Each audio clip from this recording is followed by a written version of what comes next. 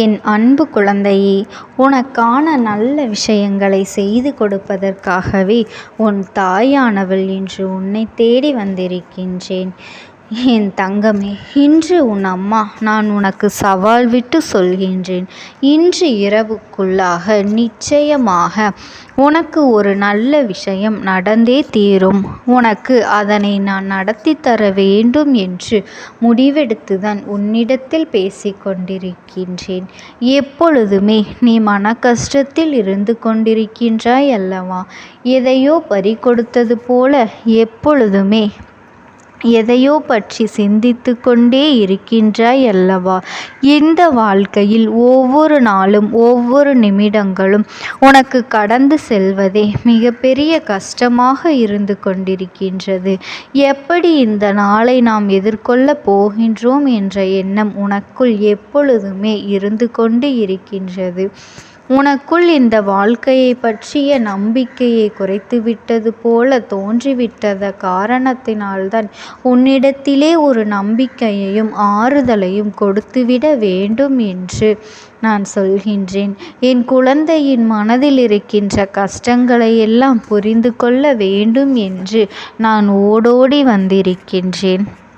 உன்னுடைய வாழ்க்கையில் நீ மிகப்பெரிய விஷயங்களை எல்லாம் ஏற்கனவே கடந்து விட்டாய். உன் வாழ்க்கையில் வரக்கூடிய சின்ன கஷ்டங்களுக்கு எல்லாம் நீ மனம் வருந்தி நிற்காதே. உன் அம்மா நான் உன் வாழ்க்கையில் இருக்கும் பொழுது உன் வாழ்க்கையில் ஏற்பட்ட கஷ்டங்களை எல்லாம் நீக்க வேண்டியதும் அதற்கான சூழ்நிலைகளை எல்லாம் ஏற்படுத்தி கொடுக்க வேண்டியதும் என்னுடைய பொறுப்பு என்பதனை நீ மறந்து விடாதே. எப்பொழுதுமே இந்த அம்மாவினை நினைத்து நீ வருந்தி கொண்டிருக்கின்றாய் அல்லவா? எப்போது நமக்கான ஆசைகளை எல்லாம் நிறைவேற்றி கொடுப்பாள் என்றும் எப்போது நமக்கான துன்பங்களில் இருந்து எல்லாம் நம்மை மீட்டெடுத்து நமக்கு சந்தோஷத்தை கொடுப்பாள் என்று நீ எண்ணிக்கொண்டிருக்கின்றாய் அல்லவா? என் குழந்தையே, நான் நிச்சயமாக உன்னை காப்பாற்றுவதற்கும் உன்னை மீட்டெடுத்து நன்றாக வாழ வைப்பதற்கும் தான் எப்பொழுதும் தயாராக இருக்கின்றேன் என்பதில் எந்த ஒரு மாற்றமும் இல்லை. ஆனால் நான் எப்போது வருவேன் என்பதைத்தான் நீ நேரம் எதிர்பார்த்து காத்து நிற்க வேண்டுமே தவிர நான் வராமல் போய்விடுவேனா என்று ஒரு பொழுதும் நினைக்காதே. உன்னை என்னுடைய செல்ல குழந்தையாகத்தான் என் மனதில் வைத்திருக்கின்றேன். அப்படி இருக்கும் பொழுது உன்னை நான் மற்றவர்கள் முன்னிலையில் எப்பொழுதுமே அவமானப்பட விடமாட்டேன் என்பதனை நீ மறந்து விடாதே. கோடி கற்களுக்கு மத்தியிலே நீ இருந்தாலும் நீ ஒரு வைரம் என்பதனை மறந்து விடாதே. உன்னை இந்த அம்மா ஒரு பொழுதும் மங்க விடப்போவது இல்லை என்பதனை மனதில் வைத்துக்கொள். நீ எப்பொழுதுமே உன்னுடைய வாழ்க்கையை வெற்றி மட்டுமே தேடி ஓடிக்கொண்டு இரு. உனது வெற்றி நிச்சயமாக இந்த வரலாற்றில் மிகப்பெரிய இடத்தை பிடிக்கும் என்பதனை நீ மறந்து விடாதே. நீ எப்போதும் உன்னுடைய வெற்றியை தொடுகின்றாயோ அப்போதுதான் மற்றவர்களுக்கு கற்கள் எது வைரம் எது என்று நன்றாக தெரியும். நீயும் மற்றவர்கள் முன்னால் வைர கற்கள் போல மின்னத்தான் போகின்றாய் என்பதனை நினைவில் வைத்துக்கொள். எப்போதுமே உனக்கு நல்ல வாழ்க்கையை ஏற்படுத்தி தருவதோடு மட்டுமல்லாமல் உன்னுடைய விருப்பங்கள் ஒவ்வொன்றையும் நான் நிறைவேற்றி கொண்டுதான் இருக்கின்றேன். அந்த சூழ்நிலையில் எதுவெல்லாம் உனக்கு பெரியதாக தெரிகின்றதோ அதையெல்லாம் நான் சுலபமாக உனக்கு எளிதாக கொடுத்து கொண்டுதான் இருக்கின்றேன். இன்று இந்த அம்மா உனக்கு விடுகின்ற சவால், என் குழந்தைக்கு இன்று இரவுக்குள் நல்ல விஷயம் ஒன்று வந்து சேரும் என்பதுதான். நீ எந்த ஒரு காரியத்தில் ஒரு நல்ல செய்தியை இத்தனை நாளும் எதிர்நோக்கி காத்து கொண்டிருந்தாயோ அதை நிச்சயமாக உனக்கு கிடைக்கும். நீ யாரை சந்திக்க வேண்டும் என்று ஆசைப்பட்டாயோ அவர்களை இன்று நீ நிச்சயமாக சந்திப்பாய். நீ சந்திக்க வேண்டும் என்று ஆசைப்பட்டவரை உன் கண்முன்னே கொண்டு வந்து நிறுத்த வேண்டியது இந்த அம்மாவினுடைய பொறுப்பு. உன்னுடைய வாழ்க்கையில் உனக்கு மிகப்பெரிய தெளிவுகள் எல்லாம் இன்று கிடைக்கப் போகின்றது. நாளை எப்படி நாம் தொடங்கப் போகின்றோம், நாளை என்னென்ன விஷயங்கள் எல்லாம் எப்படியெல்லாம் நடக்கப் போகின்றது, இனிமேல் நாம் எடுத்து வைத்த காரியம் உனக்கு வெற்றி பெறுமா பெறாதா என்று உனக்குள் இருந்த குழப்பங்கள் எல்லாம் தீரப்போகின்றது. அதற்கான நல்ல பதிலும் கிடைக்கப் போகின்றது. இந்த ஒரு விஷயத்திற்காக நீ இவ்வளவு நேரம் உன்னுடைய மனதை போட்டு குழப்பிக் கொண்டிருக்காதே. உனக்கு மிகப்பெரிய தெளிவினை தான் உன் அம்மா நான் கொடுக்கப் போகின்றேன் என்பதனை நீ மறந்துவிடக் கூடாது. இனி உன் வாழ்க்கையில் நடக்கப் போகின்ற விஷயங்கள் எல்லாமே உன்னை நல்ல நிலைக்கு கொண்டு செல்வதற்காக மட்டும்தான் இந்த அம்மா கொண்டு வந்து கொடுக்கப் போகின்றேன் என்று நீ நினைக்கலாம். இந்த மனிதர்கள் எல்லாமே நமக்கு எப்பொழுதுமே கஷ்டத்தை மட்டும்தான் தந்து கொண்டிருக்கின்றார்கள். எப்போது நம்மை காயப்படுத்த வேண்டும் என்றுதான் சிந்தித்து கொண்டிருக்கின்றார்கள். ஆனால் அவரவர்களுக்கும் 1000 பிரச்சனைகள் இருந்து கொண்டுதான் இருக்கின்றது. அவர்கள் பிரச்சனைகளை சரி செய்வதற்கே அவர்களுக்கு நேரம் போதவில்லை. ஆனாலும் மற்றவர்கள் பிரச்சனையில் தலையிடுவது என்பது அவர்களுக்கு பொழுதுபோக்காக இருக்கின்றது. இப்படி உன் வாழ்க்கையில் குறுக்கீடுகள் செய்து உன்னை குழப்பி விடுவதற்கும் உன்னை சங்கடத்தில் ஆழ்த்துவதற்கும் சில பேர்கள் இருக்கின்றார்கள் அல்லவா? அவர்களை எல்லாம் உன் வாழ்க்கையை விட்டு நான் விரட்டியடிக்கப் போகின்றேன். இனி உன்னுடைய வாழ்க்கையில் யாருடைய தலையீடும் இல்லாமல் உன் அம்மா நான் பார்த்து கொள்கின்றேன். அவரவர்களுக்கான பிரச்சனைகளை அவர்கள் பார்க்க ஆரம்பித்து விடுவார்கள். இனிமேல் உன்னை சுற்றி யாரும் எந்த ஒரு பிரச்சனைகளையும் புதிதாக உருவாக்க வரமாட்டார்கள். அப்படி வருவதாக இருந்தாலும் நீ அவர்களை எளிதாக வென்று விடுவாய். உன்னுடைய காரியம் என்னவென்றும் உன்னுடைய இலக்கு என்னவென்றும் அதை மட்டும் நோக்கி நீ பயணித்து கொண்டே இரு. மற்றவர்கள் எந்த இடையூறு செய்தாலும் அதற்கான பலன் எல்லாம் அவர்களே அனுபவித்து கொள்வார்கள். இதை மட்டும் நினைவில் வைத்து கொண்டு உன்னுடைய வெற்றி பாதையை நோக்கி நீ பயணம் செய்தால் போதும். உனக்கான பாதை இந்த அம்மாவினால் உருவாக்கப்பட்டது என்பதனை நினைவில் வைத்துக்கொள். இனி உனக்கு ஒரு நல்ல செய்தி உன் இல்லம் தேடி வரத்தான் போகின்றது. அப்பொழுது நீயாகவே சிந்தித்து பார்ப்பாய். அம்மா சொன்னதைப் போலத்தான் எல்லோரும் நம்மை விட்டு சென்று விட்டார்கள். தேவையில்லாத காரியங்களை எல்லாம் உனக்கு செய்ய நினைப்பவர்கள் நிச்சயமாக ஒருபொழுதும் இனி உன் வாழ்க்கையில் இருக்க மாட்டார்கள். என் தங்க குழந்தையே, நீ எதை நினைத்தும் கவலைப்படாதே. இந்த தாயானவளினுடைய அன்பும் ஆசீர்வாதங்களும் உனக்கு என்றென்றைக்குமே முழுமையாக கிடைத்து கொண்டே இருக்கும். ஓம் சக்தி. ஓம் ஆதிபராசக்தி. ஓம் சக்தி தாயே போற்றி. நீ நல்லது நினைத்தால் இந்த தாயின் ஆசீர்வாதத்தில் உனக்கு நல்லது மட்டுமே நடக்கும். என் அன்பு பிள்ளையே, இன்று இந்த அம்மா உன் வாழ்க்கையில் பல தடைகள் ஏற்படுவதற்கு ஒரு செய்வினைதான் காரணமாக இருக்கின்றது என்பதனை உன்னிடத்தில் எச்சரிக்கையாக சொல்லிவிடத்தான் வந்திருக்கின்றேன். ஏனென்றால் ஒரு மாயாவி என்பவள் உன் வீட்டை சுற்றி வந்து கொண்டே இருக்கின்றாள். அவள் ஒரு ஆவியை ஏவிவிட்டு உன் வாழ்க்கையில் எதுவுமே நடக்கக்கூடாது, எந்த காரியமும் உனக்கு வெற்றி அடையக்கூடாது, நீ உடலளவில் பாதிக்கப்பட வேண்டும், நோயால் அவதிப்பட வேண்டும் என்று சில எதிரிகளோடு சேர்ந்து உனக்கு செய்வினையை செய்து கொண்டிருக்கின்றாள். என் அன்பு பிள்ளையே, இந்த பதிவானது உன்னை ஆபத்தில் இருந்தும் அந்த செய்வினைகளில் இருந்தும் சில எதிரிகளிடத்தில் இருந்தும் காப்பாற்றக்கூடிய பதிவாக மாறப்போகின்றது. அம்மா சொல்லக்கூடிய சிறு காரியத்தை நீ ஞாயிற்றுக்கிழமை என்று செய்துவிட்டால் போதும். இப்போது எதுவெல்லாம் உன் வாழ்க்கையில் தடைப்பட்டு கொண்டிருக்கின்றதோ, நீ நோயால் அவதிப்பட்டு கொண்டிருக்கின்றாயோ, உன்னுடைய குடும்ப உறவுகள் எல்லாம் பிரிந்து மற்றவர்கள் பேச்சை கேட்டுக்கொண்டு உன்னுடைய குடும்பத்திலேயே பிரச்சனைகளை கொண்டிருக்கின்றார்கள் அல்லவா? அது மட்டுமல்ல, உன்னுடைய உறவு உன்னை தேடி வரக்கூடிய அளவிற்கு எல்லா விஷயங்களையும் நான் மாற்றி கொடுக்க போகின்றேன். அதனால் இந்த பதிவை நீ எவ்வளவு முக்கியத்துவம் கொடுத்து கேட்க வேண்டுமோ அதன்படி நீ கவனமாக கேட்டு ஞாயிற்றுக்கிழமை அம்மா சொல்வதை செய்துவிட்டாலே போதும். நிச்சயமாக இந்த ஆத்மாவானது உன் வீட்டிற்கு வெளியே சுற்றி கொண்டிருக்கின்றது அல்லவா? அது உன்னுடைய வாழ்க்கையில் மறுமுறை தேடி வராது. அதுபோல இனிமேல் எந்த ஒரு செய்வினையாக இருந்தாலுமே உனக்கு உன் வாழ்க்கையில் பலிக்காது. என் தங்க பிள்ளையே, இந்த தாயானவள் சொல்வதை நீ கவனமாக கேட்க வேண்டும். கேட்ட பிறகு அதை நீ அப்படியே செய்துவிட வேண்டும். என் தங்க குழந்தையே, இந்த அம்மா சொன்னது எல்லாம் உன்னுடைய வாழ்க்கையில் நடக்கின்றது என்றால் இதை நீ செய்தே ஆக வேண்டும். அப்படி செய்தால்தான் உன்னுடைய பிரச்சனைகளுக்கு எல்லாம் தீர்வு கிடைக்கும், உனக்கு நிம்மதி கிடைக்கும். இந்த தாயானவள் ஒவ்வொரு தருணத்திலும் உன்னுடைய வாழ்க்கையில் வந்து சில விஷயங்களை எல்லாம் செய்து உன்னை காப்பாற்றி கொண்டுதான் இருக்கின்றேன்.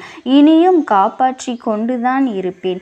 என் வார்த்தைகள் மீது நம்பிக்கை உண்டு, என் மீது அன்பும் பக்தியும் கொண்டு செயல்படுபவர்களுக்கே இந்த தாயானவளின் வாக்கு பலிக்கும் என்பதனை நீ மறந்துவிடக் கூடாது. என் தங்கமே, எப்போதும் ஒரு கை தட்டினால் ஓசை வராது, இரு கைகள் சேர்ந்து தட்டும் பொழுதுதான் ஓசை எழும்பும். உன்னை பற்றி நான் மட்டுமே சிந்தித்து கொண்டிருந்தால் உன் இல்லத்தில் எதுவும் நடக்காது. உன்னுடைய செயல்பாடுகள் சரியாக இருந்தால் மட்டும்தான் உனக்கும் நன்மைகள் விளையும் என்பதனை நீ ஞாபகம் வைத்துக்கொள். அம்மாவினுடைய வார்த்தைகளை கேட்டு நீ செய்த பிறகே என்னுடைய ஆட்டங்கள் எல்லாம் அந்த இடத்தில் தொடங்கும். அதன் பிறகு வெற்றிகள் உனக்கே கிடைக்கும். அதனால் இந்த வாக்கினை நீ கவனமாக கேட்க வேண்டும். என் தங்க பிள்ளையே, உன் வாழ்க்கையில் நான் சொல்வது எல்லாம் நடக்கின்றது. முதலில் கேள், பிறகு இரண்டாவது விஷயம் நான் என்ன செய்ய வேண்டும் என்றும் உன்னிடத்தில் சொல்லிவிடுகின்றேன். ஒவ்வொரு தருணத்திலும் சில நோயால் நீ அவதிப்பட்டு கொண்டிருக்கின்றாய். ஆரம்ப கட்டத்தில் உன்னுடைய உறவும் உன்னுடைய குடும்பங்களும் உன் பேச்சை மட்டும்தான் கேட்டது. ஆனால் சில நாட்களாக உன்னை எதிரியாக உன்னுடைய குடும்ப உறவுகள் பார்க்க தொடங்கிவிட்டது. அதுபோல என் தங்க பிள்ளையே, ஒவ்வொரு தருணத்திலும் நீ எந்த ஒரு காரியத்தை செய்தாலும் அது தடைமேல் தடையாக ஏதாவது ஒரு வகையில் வந்து கொண்டே இருக்கின்றது. வாழ்க்கை அப்படியே பள்ளத்தில் இருக்க வேண்டும் என்று சிலர் சூழ்ச்சிகளை செய்து உன்னை இப்படி ஒரு நிலையில் தள்ளி இருக்கின்றார்கள். என் அன்பு குழந்தையே, உனக்கு தெரிந்த ஒருவர் தான் இதையெல்லாம் செய்து கொண்டிருக்கின்றார்கள் என்பதுதான் மிகுந்த மனவேதனையை தருகின்றது. அதுபோல அடிக்கடி சில நேரங்களில் உனக்கு உடல் உபாதைகளும் வாழ்க்கையில் ஏற்பட்டு விடுகின்றது. மனப்பிரச்சனைகளும் எதுவாக இருந்தாலும் ஒரு நிமிடம் கூட அந்த மனமானது நிம்மதியாக இல்லை. என் வாழ்க்கையில் எப்பொழுது நல்லது நடக்கும் என்று நீ காத்து கொண்டிருக்கின்றாய். உன்னை சுற்றி இருக்கின்ற யாருமே உனக்கு உதவிகர இல்லை என்றாலும் உபத்திரமாகத்தான் அமைந்து சில விஷயங்களை செய்து உனக்கு நாள்தோறும் குடைச்சலை கொடுத்து கொண்டே இருக்கின்றார்கள். மற்றவர்களுக்கு நீ நல்ல விஷயங்களை சொல்ல போனால் கூட அந்த இடத்தில் தவறாக நடப்பது போல அமைந்து விடுகின்றது. இப்பொழுது சாதாரணமாக பேசிய நபர்கள் எல்லாம் உனக்கு எதிரியாக மாறிவிட்டார்கள். உனக்கு உதவுகிறேன் என்று சொன்னவர்கள் எல்லாம் இப்பொழுது என்னால் உதவ முடியாது என்று கைவிரித்து விட்டார்கள் அல்லவா? இப்படியான பிரச்சனைகளை தான் நீ இப்பொழுது அதிகமாக சந்தித்து கொண்டிருக்கின்றாய். இதற்கெல்லாம் காரணம் என்ன தெரியுமா? உனக்கு ஒரு நபர் செய்வினையை செய்து உன் இல்லத்திற்கு வெளியே புதைத்து வைத்துவிட்டு சென்று விட்டார்கள். அந்த செய்வினையின் ஆத்மாவானது எவரையும் உன் இல்லத்தில் நுழைய விடாமல், அதே போல அந்த விஷயமானது உன் நோய்வாய்ப்பட்டு படுக்கையில் தள்ளிவிட வேண்டும் என்றும் இத்தனை விஷயங்களையும் செய்து கொண்டிருக்கின்றது. எந்த ஒரு நல்ல காரியத்தையும் உன் இல்லத்தில் நுழைய விடாமல், நல்ல செய்தியை நுழைய விடாமல் அந்த ஆத்மா காவல் காத்து கொண்டிருக்கின்றது. உனக்கு எந்த விஷயமும் நடக்கக்கூடாது என்று எதற்காக இதை செய்தார்கள் என்றால், நீ முன்னேறிவிட்டால் மற்றவர்களை மதிக்க மாட்டாய். அவர்களுக்கு அது பொறாமையாக இருக்கின்றது. இந்த கேவலமான மனிதர்கள் சொத்துக்காகவும் பணங்களுக்காகவும் நகைகளுக்காகவும் பொறாமை என்ற எண்ணத்தோடு இப்படி ஒரு விஷயத்தை செய்து விட்டார்கள். அவர்கள் ஒன்றை மறந்து விட்டார்கள் என் அன்பு பிள்ளையே. இப்படிப்பட்டவர்கள் 100 வருஷமாவது நாம் வாழ வேண்டும் என்று எண்ணிக்கொண்டுதான் இதை செய்கின்றார்கள். ஆனால் அவர்கள் செய்த பாவத்திற்கு 2 வருடம் கூட சில நபர்கள் இங்கே உயிருடன் இருப்பது இல்லை. அதுபோலத்தான் என் தங்க பிள்ளையும், நீ கவலை கொள்ளாதே. உனக்கு செய்த பாவத்திற்கும் நீ பட்ட வேதனைகளுக்கும் அவர்கள் கர்ம வினை அதிகமாகி கண்டிப்பாக அவர்கள் துன்பங்களை கொடுக்க போகின்றது. இந்த தாயானவளும் அவர்களுக்கு பதிலடி கொடுக்க போகின்றேன். உன் வீட்டின் வெளியில் சுற்றி கொண்டிருக்கும் அந்த ஆன்மாவை என்ன செய்யலாம் என்று கேட்கின்றாயா என் அன்பு பிள்ளையே? இந்த தாயானவள், நான் எதுவும் செய்யாமல் இருந்து விட்டேனோ, நான் உன் வீட்டில் காவலாக இருந்து கொண்டு இதை அப்படியே கண்டும் காணாமல் விட்டுவிட மாட்டேன் என்பதனை நீ மறந்து விடாதே. என் தங்க பிள்ளைக்கு எதை செய்ய வேண்டும் என்று எனக்கு தெரியும் அல்லவா? இருந்தாலுமே என் அன்பு பிள்ளையே, உன் கைகளாலும் சில விஷயங்களை நீ செய்ய வேண்டும். அப்பொழுதுதான் உனக்கு பலன்கள் கிடைக்கும். உனக்கு இந்த பிரச்சனைகளுக்கு எல்லாம் தீர்வும் கிடைக்கும் என்பதனை நீ மறுத்து விடாதே. நான் உன் இல்லத்தில் காவலாக இருந்து கொண்டு அந்த கெட்ட சக்தியை உன் வீட்டிற்குள்ளே நுழைய விடாமல் நான் பார்த்து கொண்டிருக்கின்றேன். அது அறவே சாம்பலாக போக வேண்டும் என்றால் அது அழிய வேண்டும். அது அழிய வேண்டும் என்றால் வெள்ளிக்கிழமை நான் சொல்வதை நீ செய்ய வேண்டும். என் தங்க குழந்தையே, வெள்ளிக்கிழமை மற்றும் ஞாயிற்றுக்கிழமை 2 நாட்களில் ஏதேனும் ஒரு நாளில் 6 மணி, 7 மணி அல்லது 8 மணிக்கு இதனை நீ செய்ய வேண்டும். இந்த நேரத்தில் இதை நீ செய்தால் உன் வீட்டை எந்த ஒரு நல்ல காரியங்களும் உள்ளே வரக்கூடாது. எந்த நல்லவரும் உள்ளே வரக்கூடாது. நீ வாழ்க்கையில் நோயோடு அவதிப்பட வேண்டும். அதே போல கஷ்டத்திலே இருக்க வேண்டும். எவ்வளவு பணம் சம்பாதித்தாலும் நீ ஏழ்மையாகவே இருக்க வேண்டும். உன்னுடைய செல்வம் விரயமாகவே போக வேண்டும் என்று எல்லோரும் உன்னை தூற்றும் விதமாகத்தான் இருக்க வேண்டும் என்று கங்கணங்கள் கட்டிக்கொண்டு அந்த ஆத்மா திரிந்து கொண்டிருக்கின்றது அல்லவா? அந்த ஆத்மாவை விரட்டுவதற்காக நீ ஒரு விஷயத்தை செய்ய வேண்டும் என் அன்பு பிள்ளையே. அதுவும் எத்தனை நாட்களுக்குள்ளதான் தேவையில்லாத ஆட்டங்களை எல்லாம் ஆடிக்கொண்டிருக்கும்.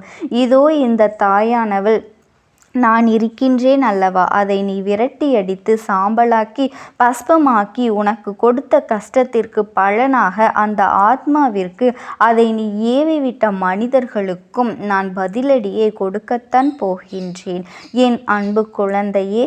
அந்த ஆத்மாவை ஏவிவிட்ட மனிதர்கள் இன்னும் 1 மாத காலகட்டத்திற்குள் உன் கண்களில் படத்தான் போகின்றார்கள். அவர்களினுடைய இல்லத்தில் ஒரு அசுப காரியம் நடக்கப் போகின்றது. அப்போதே நீ புரிந்து கொள்ள வேண்டும், இவர்களால்தான் இதை உனக்கு செய்தார்கள் என்று நீயாகவே உணர்ந்து கொள்வாய். இப்பொழுது அம்மா சொல்வதை நீ கேட்டு அதன்படி நீ செய்ய வேண்டும்.